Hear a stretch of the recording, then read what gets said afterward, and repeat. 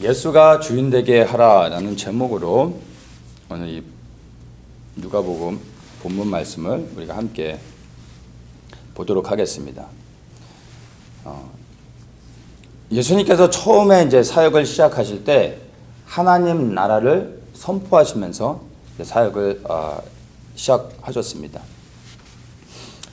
마태복음에서는 회개하라 천국이 가까웠느니라 이렇게 말씀하시면서 이제 사역을 시작하셨습니다. 그러니까 회개를 명하셨는데 회개해야 되는 이유가 하나님 나라가 가까웠기 때문이라고 회개해야 되는 이유에 대해서 말씀을 해주신 것입니다. 마가복음에서는 때가 찼고 하나님 나라가 가까웠으니 회개하고 복음을 믿으라 이렇게 말씀하셨습니다. 회개하고 복음을 믿어야 되는 이유가 하나님 나라가 가까웠기 때문이라고 보다 더 구체적으로 말씀을 해주시고 계십니다. 주님께서 선포하신 복음은 이렇게 이 복음서들의 내용들을 보면 하나님 나라의 복음이었음을 우리가 알 수 있습니다. 그래서 우리가 복음을 이야기하고 복음을 이해할 때 복음을 따로 띄어서 그 복음만을 보면은 안 됩니다. 하나님 나라라는 큰 타이틀 안에서 그 복음을 이해할 수 있어야 됩니다. 그래야 우리가 그 바른 복음의 의미를 알 수 있습니다.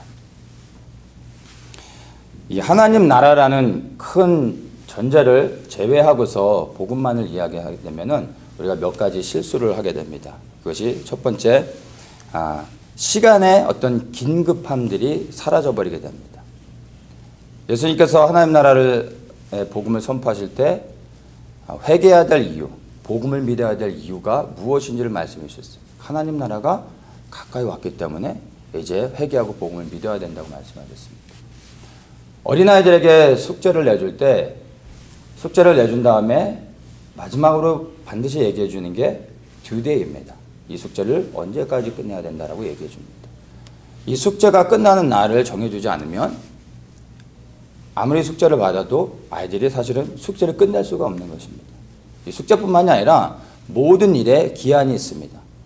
일을 시작할 때 반드시 그 일이 언제까지 마쳐야 되는지를 우리가 분명히 알아야 됩니다. 그렇지 않으면 계획을 세우고 그 계획에 맞춰서 그 일을 진행할 수가 없게 되는 것입니다.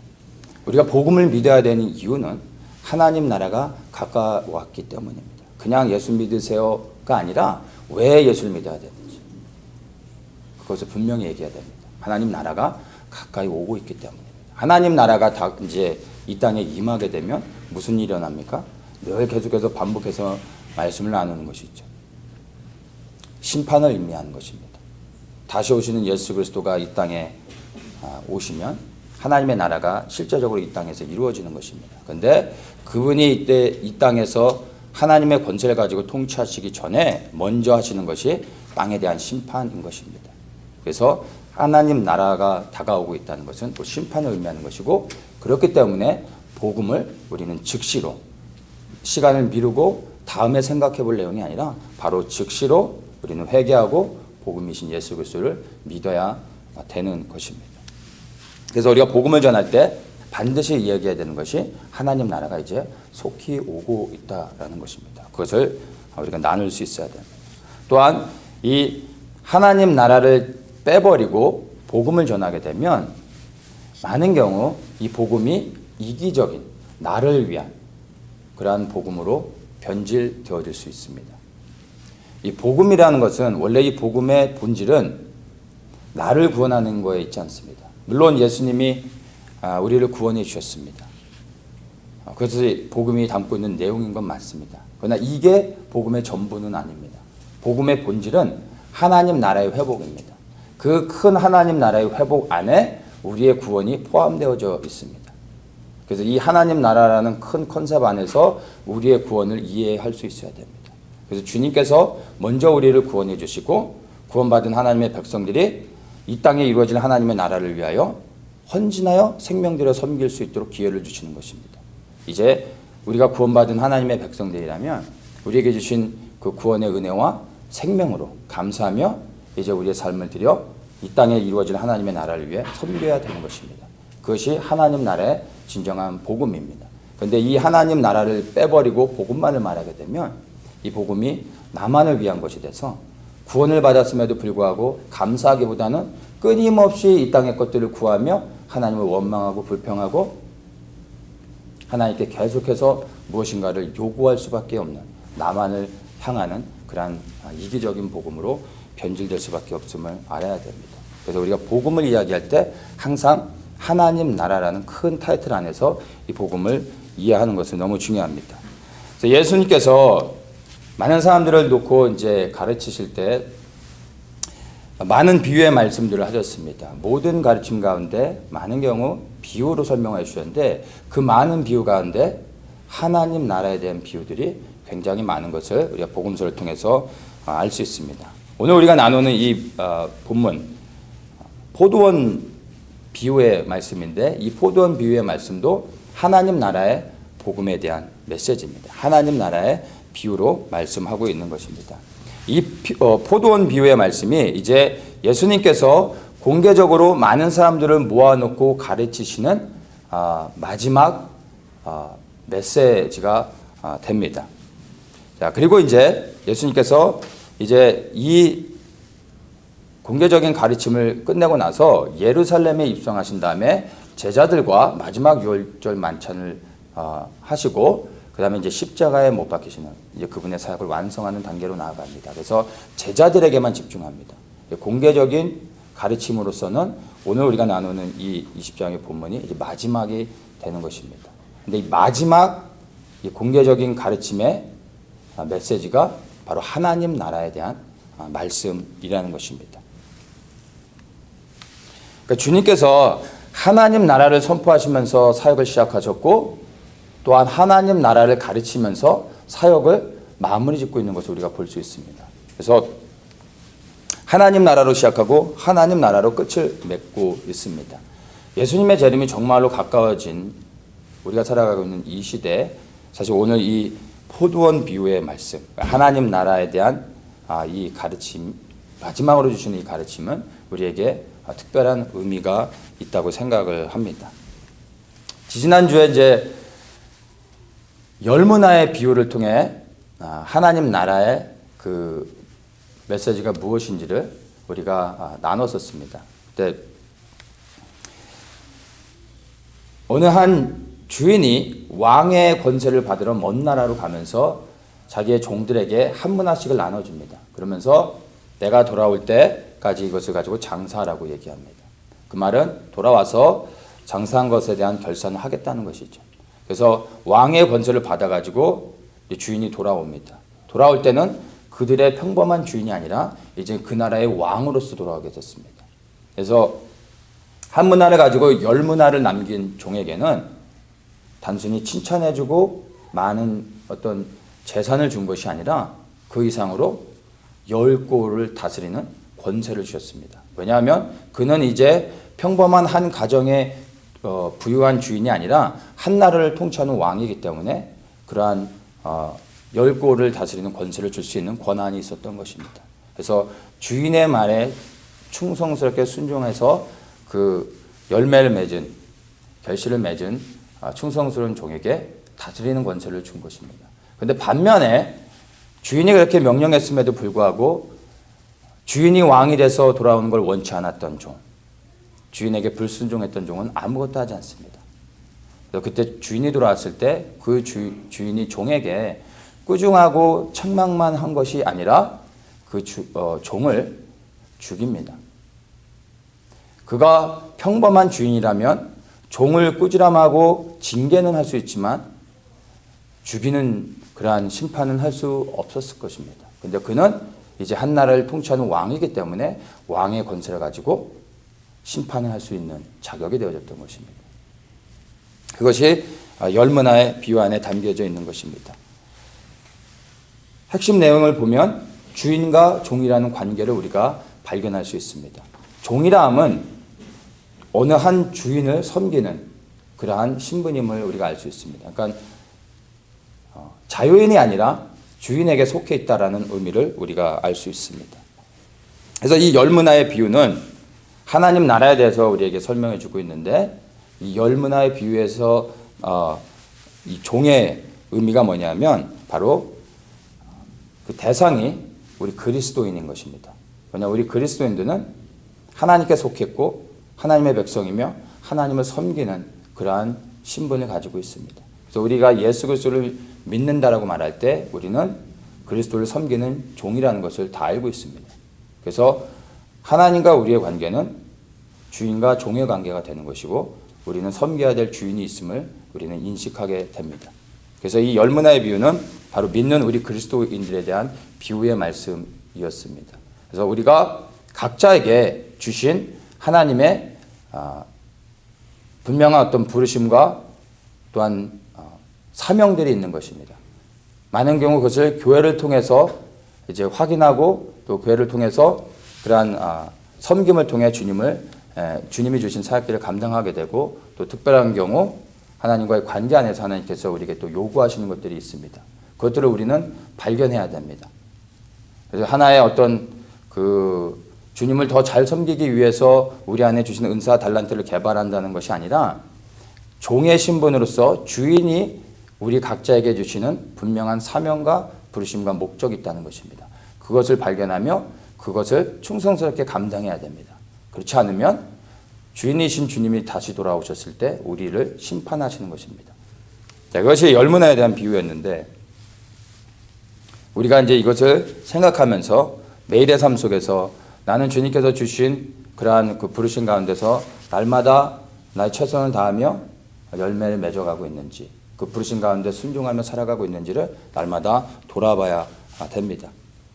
20장에서 이제 우리가 보는 이 포도원의 비유는요, 19장의 열문화의 비유와 조금 다릅니다.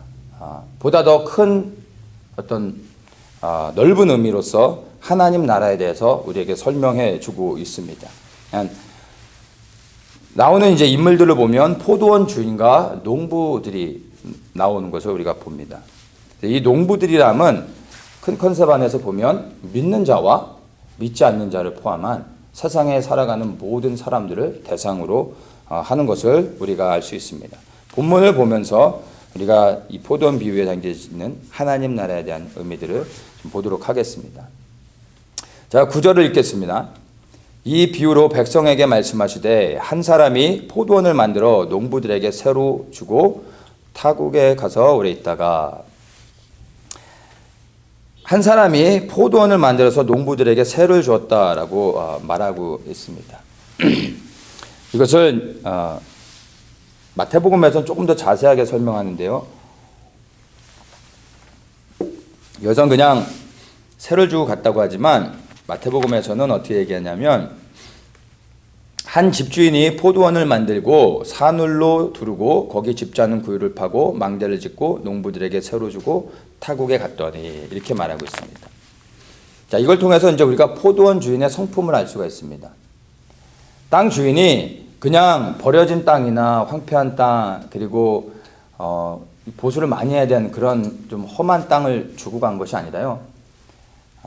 이미 모든 것을 준비시켜 준 거예요.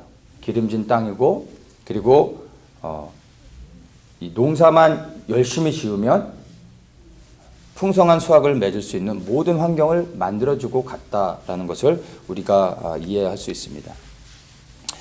여기서 우리가 좀 발견해야 될 게 있는데요. 그 당시에 이 땅을 소유한 주인과 그리고 땅을 빌려서 농사를 짓는 사람들 사이에서는 좀 컨플릭이 있었습니다. 그러니까 오늘날은 어떤 주인과 어떤 일하는 사람이 계약을 해가지고 서로 조건이 맞으면 일을 하고 그렇지 않으면 일을 안 할 수도 있습니다. 근데 이 당시에 이 사람들이 일을 하는 데 있어서 어떤 조건을 오늘처럼 주인과 이렇게 딜을 하면서 맞출 수 있는 상황이 아니었어요. 예전에는 그냥 땅 주인의 것을 빌려서 농사를 짓는 것입니다. 만약에 주인이 땅을 빌려주지 않으면 그 땅에서 살아가는 사람들이 할 일이 없어지는 거예요. 그 먹고 살 길이 없어집니다. 그럼 누군가의 종이 될 수밖에 없는 것이죠. 그래서 땅 주인이 땅을 가진 주인들이 대부분 땅을 빌려서 일하는 사람들에게 잘해주지 않았어요. 그냥 적당히 땅을 주면서 너희들이 포도원 이 울타리도 만들고 그 다음에 망대도 짓고 포도원 이제 포도를 수확하고 나면 짜는 틀도 너희들이 다 만들어서 써라 라고 말할 수 있는 거예요. 근데 그게 싫다고 하면 그래 너 하지 마. 너 말고도 이렇게 할 사람들이 많아 라고 하고 다른 사람에게 기회를 줄 수 있는 거죠. 그래서 선택의 여지가 없이 딜을 할 수가 없는 것입니다. 그러니까 어떤 조건을 줘도 이 농사를 짓는 사람, 새를 들어 농사를 짓는 사람은 주인의 말에 순종할 수밖에 없는 것입니다. 그런데 굳이 이렇게 하지 않아도 되는에도 불구하고 이 포도원 주인이 어떻게 하고 있습니까? 모든 조건을 다 갖춰주고 땅을 빌려주는 것입니다.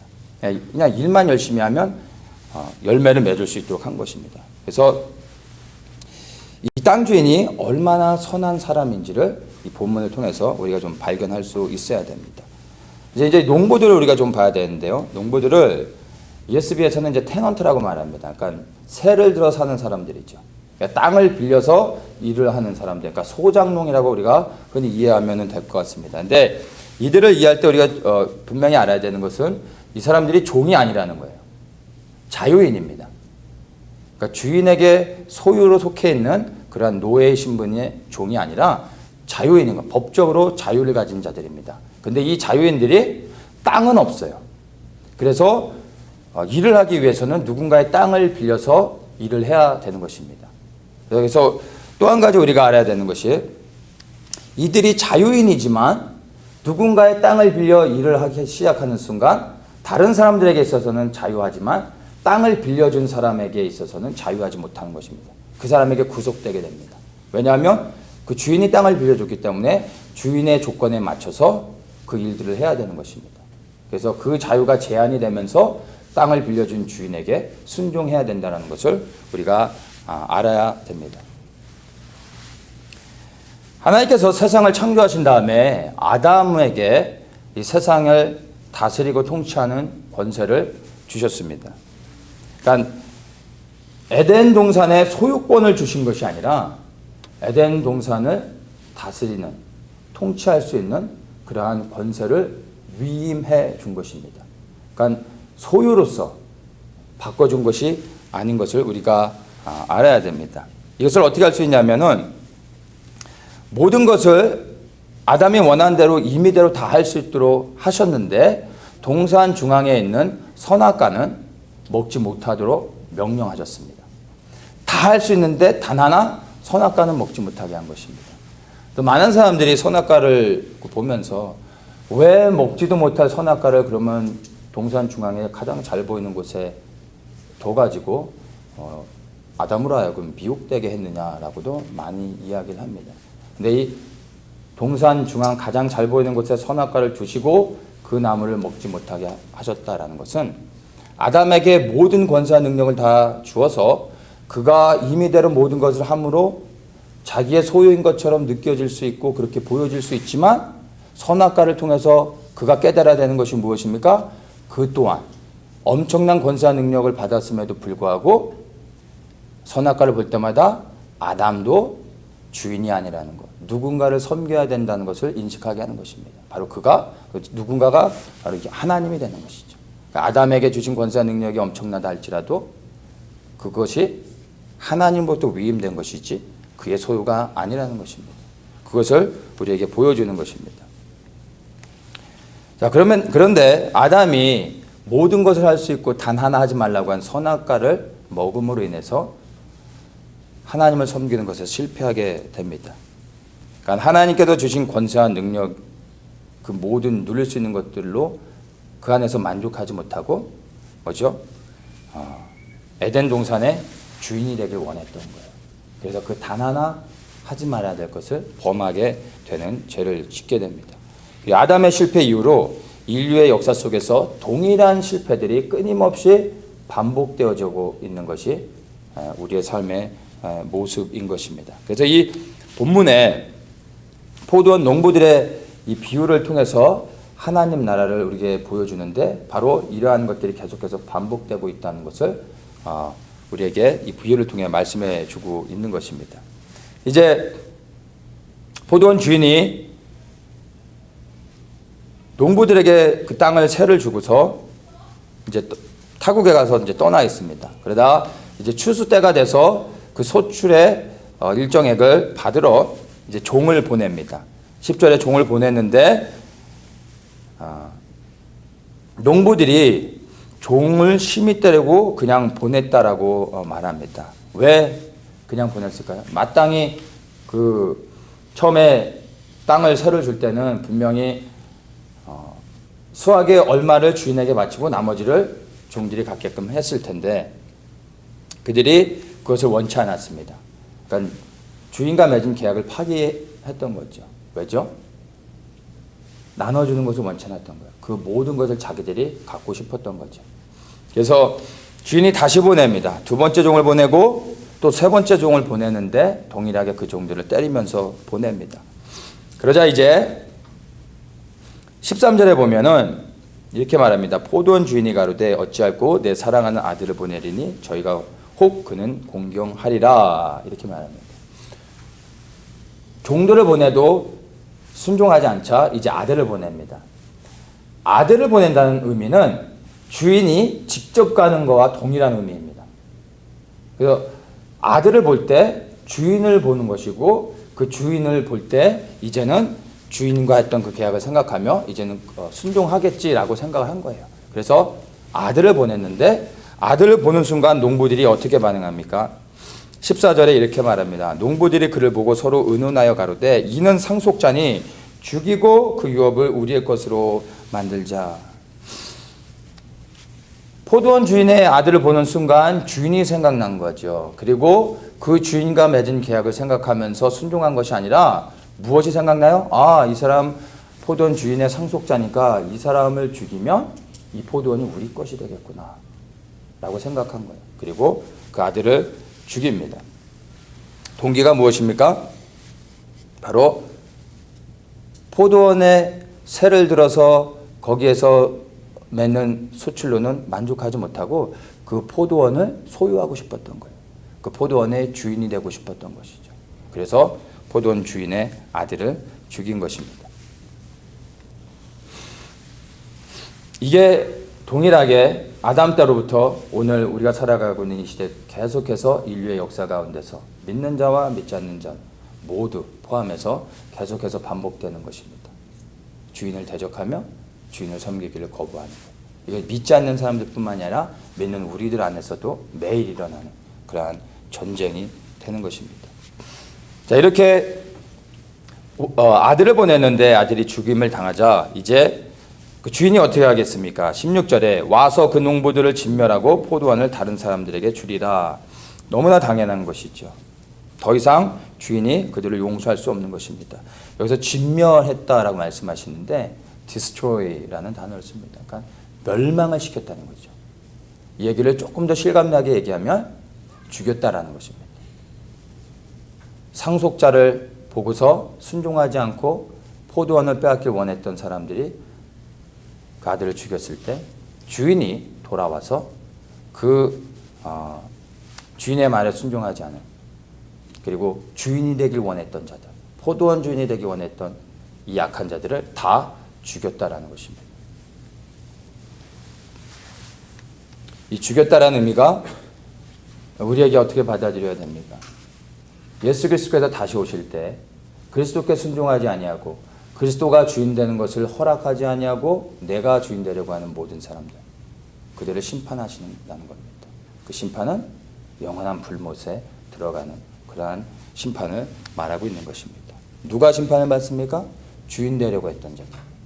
주인이 아님에도 불구하고 이미 좋은 포도밭에서 일할 수 있도록 모든 조건을 갖춰줘서 은혜를 입은 자들인데도 불구하고 거기에 만족하지 못해 그 포도원을 빼앗아 주인이 되고자 했던 자들, 바로 그들을 심판한다는 것입니다. 이 포도원 주인과 농부들 사이의 문제는요, 포도원 주인에게는 아무것도 없습니다. 말씀드린 것처럼 포도원 주인이 얼마나 선한지를 우리가 보았습니다. 문제는 농부들에게 있었습니다. 무엇이 문제였습니까? 포도원의 주인이 되고자 하는 그러한 악한 마음, 그것이 포도원 주인을 대적하게 했던 것입니다. 세상의 주인이 누구입니까? 세상의 주인은 하나님이십니다. 하나님께서 세상을 창조하셨고 또한 그분이 통치하고 계십니다. 그래서 오직 하나님만이 세상의 주인이십니다. 우리는 이 땅에 피조되어진 피조물에 불과합니다. 그렇다면 우리는 마땅히 이 땅에서 살아가면서 우리 스스로가 주인 되려고 한다는 것은 주인을 대적하는 모습이 될 수 있음을 우리가 인식해야 됩니다. 그럼에도 불구하고 이미 아담 이후로 타락한 모든 인류는요, 이제 주인이 되고자 하는 그러한 욕망이 늘 꿈틀거리며 우리를 흔듭니다. 그래서 세상에서 주인 행사하면서 살아가기를 원하죠. 무언가를 소유하고 주인이 되려고 하는 것이 육의 본성입니다. 이것은 제어할 수가 없습니다. 그래서 우리가 완전한 새 사람으로 입을 때까지 우리 안에서 육의 본성으로서 우리가 스스로 주인 되려고 하는 것은 끊임없이 우리 안에 나오는 싸움이 됩니다. 그래서 우리가 그리스도께 속하는 순간 영이 강건해지면서 육의 본성과 끊임없이 싸우면서 살아가게 됩니다. 주님 오신 날까지 이 싸움은 끝날 수가 없는 것입니다. 근데 이 본성, 즉 내가 내 삶의 주인이 되어져서 내가 원하는 대로 하고자 하는 이 육의 본성을 제어하지 못하면 어떻게 됩니까? 그리스도의 주인됨을 거부하고 결국에는 마지막 예수 그리스도께 다시 오실 때, 아니면 주님이 오시기 전에 우리가 육신을 벗고 주님 앞에 섰을 때 반드시 그 주인됨, 내 삶에 내가 주인된 것에 대한 책임을 져야 되는 것입니다. 그리고 그 심판은 불의 형벌이라는 것입니다. 어떻게 보면은 우리가 이 땅에서 살아가면서 세상에서 합법적으로 무엇인가를 소유하는 것, 그것은 우리에게 주신 어떤 축복이 될 수도 있습니다. 그런데 우리는 그러한 합법적으로 우리가 뭔가를 소유하고 주인이 되는 것을 세상의 기준으로는 그게 맞지만 믿는 우리 그리스도인들이 우리도 모르는 순간에 그것이 진짜 내 것으로 착각하고 내가 원하는 대로 내가 그냥 생각되는 대로 마음대로 하기를 원하는 그러한 육의 본성들이 있습니다. 근데 그렇지 않다는 것입니다. 믿지 않는 자들은 이야기할 필요가 없겠지만 믿는 자에게 우리에게 법적으로 뭔가 우리의 이름으로서 무엇을 소유한다 할지라도 사실은 그 소유권이 예수 그리스도께 있으면 우리는 인정하고 그리고 우리에게 주신 것들을 가지고 하나님께 올려드리며 이것을 어떻게 사용해야 되는지에 대해서 우리가 하나님께 여쭤봐야 됩니다. 많은 것들이 있지만 예를 들어서 이제 우리에게 주신 물질도 그렇습니다. 믿는 많은 사람들이 이제 11조를 하죠. 10의 1은 하나님의 거라고 믿습니다. 그렇게 생각하고 고백합니다. 근데 거기에는 함정이 있어요. 10의 1은 하나님 거라고 생각해서 하나님께 드리는데 아낌없이 드립니다. 그리고 나서는 10의 9는 내 거라고 생각하는 거죠. 하나님 걸 드렸으니까 나머지 10의 9는 내 마음대로 사용할 수 있다 생각하고 하나님께 구하고 하나님의 인도하심을 따라 그 나머지 9을 사용하는 것이 아니라 10의 1만 하나님께 드리고 나머지는 내 마음대로 사용해도 된다라고 생각하는 것이죠. 근데 그렇지 않습니다. 10의 1을 드린다는 자체가 10의 열의 모든 것이 하나님께 속해 있는 것인데 그 믿음의 고백을 10의 1만 드림으로 그 믿음의 고백을 드리는 겁니다. 그리고 나머지 9을 하나님의 것이기 때문에 이제 하나님께 구하며 하나님의 뜻을 위해서 사용하는 것이죠. 근데 10의 1을 드리고 나면 9은 이제 기도하지 않고 하나님의 뜻을 구하지 않고 내 마음대로 쓰는 것입니다. 이것이 단순히 11조뿐만이 아니라 우리 물질 생활뿐만이 아니라 우리 삶의 많은 경우 너무나 많은 우리 삶의 개인의 삶들을 돌아보면 우리가 예수가 우리의 주인됨을 고백하고 있지만 실제 우리의 삶 속에서는 우리가 주인 돼서 우리가 결정하고 우리가 원하는 대로 하는 경우들이 너무나 많음을 우리는 발견할 수 있어야 됩니다. 자, 이제 이렇게 이 포도원 주인이 포도원의 그 주인이 보낸 아들을 죽임으로 인해서 포도원을 빼앗고자 원했던 자들, 그것이 이제 16절까지 보는 거고, 이제 17절에서 이런 말씀을 합니다. 저희를 보시며 가라사대 그러면 기록된 바 건축자들의 버린 돌이 모퉁이의 머릿돌이 되었느니라 함이 어찌미뇨, 이렇게 말하면서 모퉁이의 머릿돌이라는 이제 단어가 나옵니다. 모퉁이의 머릿돌. 건축자들의 버린 돌, 즉 모퉁이의 머릿돌. 이 건축자들의 버린 돌이 뭐냐면 주인이 되려고 했던 자들이 죽여서 죽음을 당한 바로 예수 그리스도를 의미하는 것입니다.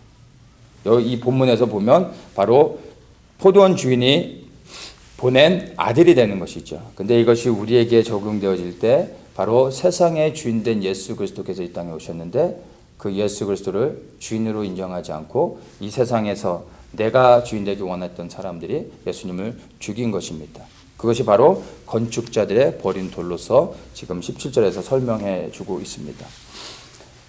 이 건축자들의 버린 돌이 근데 모퉁이의 머릿돌이 되어졌다라고 말합니다. 이 모퉁이의 머릿돌은 건물의 기초석이 되는 그러한 돌을 말합니다. 제가 이제 군대에 있을 때 공병 출신이라 이제 전공이 이제 조적이었어요. 그러니까 조적은 이제 벽돌을 쌓는 일이거든요. 그래서 제가 이제 공사를 많이 해봐서 이 모퉁이의 머릿돌의 그 의미가 무엇인지를 제가 잘 압니다.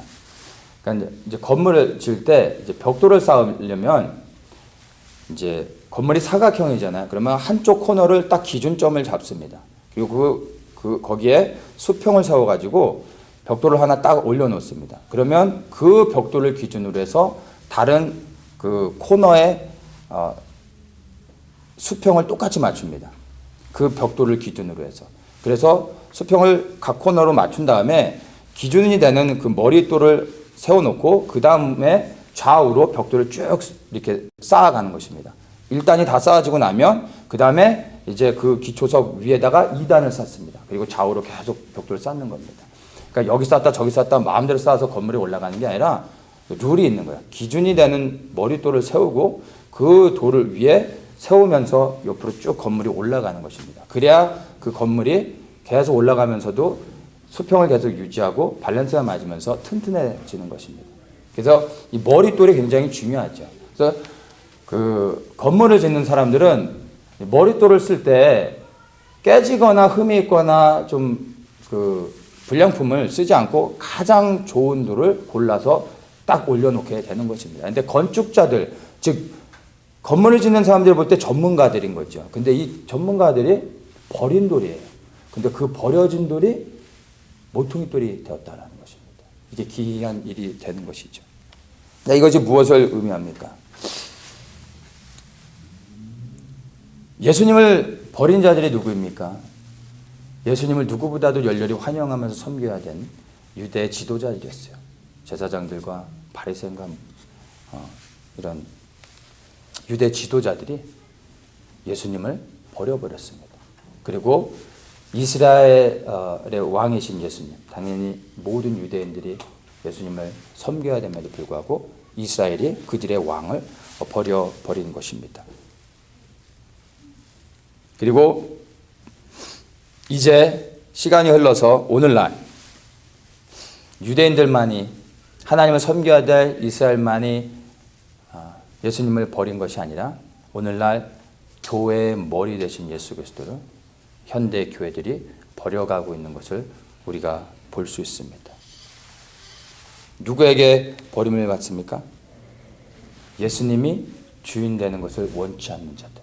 그런데 그런 자들이 세상에 많이 있지만 교회 안에도 있다라는 것입니다. 그러한 자들이 내가 주인 되기 원하는 교회 안에서 예수가 주인 되게 하지 않고 목사가 주인이 되거나 장로가 주인이 되거나 아니면 성도의 어떤 사람들이 주인이 되기 원하는 그러한 사람들, 그리고 어떤 하나님의 말씀이 아닌 교리나 세상의 어떤 다른 것들을 붙잡는 사람들이 그리스도를 버려버리는 것입니다. 이것이 교회 안에서 일어나고 있는 일인 것입니다. 하나님 나라가 이 땅에 임할 때 세상과 일어나는 충돌이 뭐냐 하면은 바로 누가 주인이 되느냐 하는 문제입니다. 누가 주인이 되느냐.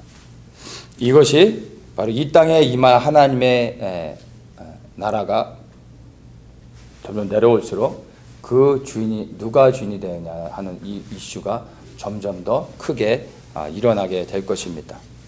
하나님의 나라가 가까이 오고 있습니다. 그래서 우리는 이제 회개하고 복음을 믿어야 되는 것입니다. 그래서 예수님께서 사역을 시작하시면서 예수님께서 이 땅에서 사역을 시작하셨다라는 얘기는 바로 이제 하나님 나라가 이제 실제적으로 속히 이루어진다라는 의미입니다. 그래서 예수님이 사역을 시작하시면서 회개하라고 즉시로 얘기하셨던 거예요. 왜냐하면 하나님 나라가 정말로 가까이 왔기 때문입니다. 구약에서는 이런 말씀을 전할 수 없었습니다.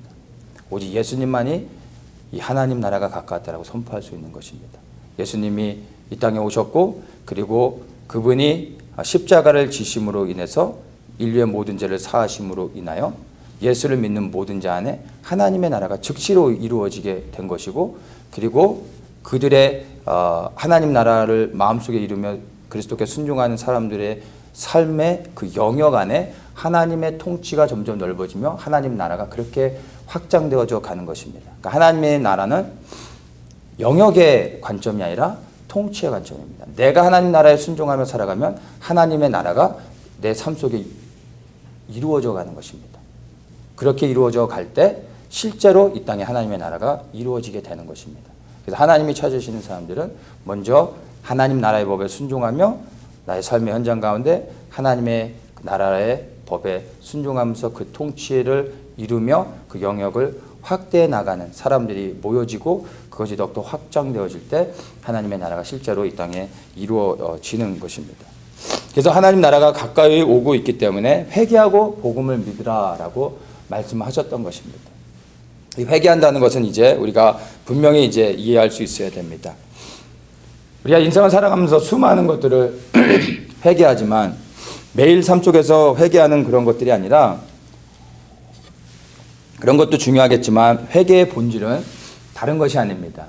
뭐냐면 바로 내가 내 삶의 주인 돼서 살았던 것. 예수 그리스도가 없으면 누구나가 내 삶의 주인 돼서 살아갈 수밖에 없었던 것입니다. 그 자체를 책망하는 것이 아니라 이제 그리스도께서 오셨기 때문에 그것을 회개하라고 말씀하시는 거예요. 내가 내 삶 속에 주인 되어 살았던 것을 즉시로 회개하는 것입니다. 이것이 회개의 본질이고 우리가 즉시로 매일의 삶 속에서 회개해야 되는 것입니다. 또한 이제 회개하라 말씀하시고 이제 복음을 믿으라라고 말씀하고 있어요. 복음은 예수 그리스도를 말하는 것입니다. 이제 내가 내 삶 속에 주인 되는 것을 회개했다면 예수 그리스도를 믿는다는 것은 무엇입니까? 바로 예수 그리스도가 내 삶의 주인 되게 하시는 것입니다. 사실 그리스도를 믿는다는 건 그분이 내 삶의 주인이 되게 하는 것입니다. 바로 예수가 내 삶의 주인 되기 위해서 전제되어야 되는 것이 회개입니다. 내 삶의 주인 된 것을 먼저 내려놓지 않고서 그리스도가 내 삶의 주인 되게 할 수 없는 것입니다. 그래서 먼저 회개함으로 내 삶의 주인됨을 내려놓고 이제 예수 그리스도를 믿을 때 바로 그리스도가 내 삶의 주인 되게 하는 것입니다. 이것이 하나님 나라의 복음의 핵심인 것입니다. 회개하고 복음이신 예수 그리스도를 믿는 것입니다. 그런 자들에게 이제 하나님의 나라가 실제적으로 우리의 삶 속에 이루어지며 그 통치가 선포되어지는 것입니다. 그리고 그렇게 이제 회개하고 예수 그리스도를 믿어 하나님 나라의 법에 순종하며 살아가는 자들이 실제적으로 하나님의 나라가 이 땅에 임할 때 구원을 받게 되는 것입니다. 하나님 나라의 백성으로서 살아갈 수 있는 자격을 얻게 됩니다. 예수 그리스도께서 통치하시는 하나님의 나라가 이제 속히 임할 것입니다. 정말로 그날이 멀지 않았음을 저는 여러분들에게 자신 있게 말씀드릴 수 있습니다. 이제 우리에게 주어진 선택이 있습니다. 예수님이 우리의 삶의 주인 되게 하시는 것입니다. 매일의 삶 속에서 우리가 돌아봐야 될 것. 내 삶의 주인이 누구인가? 이것을 돌아봐야 됩니다. 그래서 혹시라도 순간순간 내가 내 삶의 주인 돼서 내가 원하는 것을 하며 내가 즐거워하는 것, 내 육이 반응하는 대로 살아가고 있다면 그 즉시로 회개해야 되는 것입니다. 매일의 삶 속에 회개해야 될 본질은 주인을 바꾸는 것입니다. 그리스도가 끊임없이 계속해서 내 삶의 주인 되게 하는 것입니다. 그리고 이제 예수 그리스도가 내 안에 주인이 되셨을 때 그 말씀에 순종하여 주님의 뜻에 따라 살아가는 것입니다. 그렇게 주님이 주인된 사람들의 삶은 달라질 수밖에 없습니다. 그렇게 예수가 주인된 사람들은 이 땅에 임한 하나님의 나라를 소망하며 그 나라가 이 땅에 이루어지길 위해 삶을 들여 헌신하게 되어지는 것입니다. 주님께서 그렇게 인도해 주실 것입니다. 예수님이 내 삶의 주인 되게 하십시오. 그리고 우리 교회의 주인이 되어셔야 됩니다. 우리 인생의 주인이 되어야 합니다. 온 열방의 그분이 주인이 되어야 합니다. 그리고 그 일들을 위해서 우리가 일어나 주님을 섬겨야 될 때가 왔습니다. 예수님께서 이제 사역을 마무리 지으시면서 마지막으로 그 백성들을 모아놓고 공개적으로 가르치신 이 마지막 하나님 나라의 복음, 이것이 우리에게 주는 분명한 의미를 기억하면서 이제 이 땅에 이루어질 하나님 나라를 진정으로 소망한다면 이제 그 나라를 위해서 우리의 삶이 드려지기 원합니다. 그러기 위해선 제일 먼저 우리의 삶을 다시 한번 점검하면서 우리의 주인이 그리스도가 되게 해야 됩니다. 그리고 함께 일어나 주님을 섬기는 은혜가 우리 모든 성도님들에게 있기를 예수님의 이름으로 축복합니다.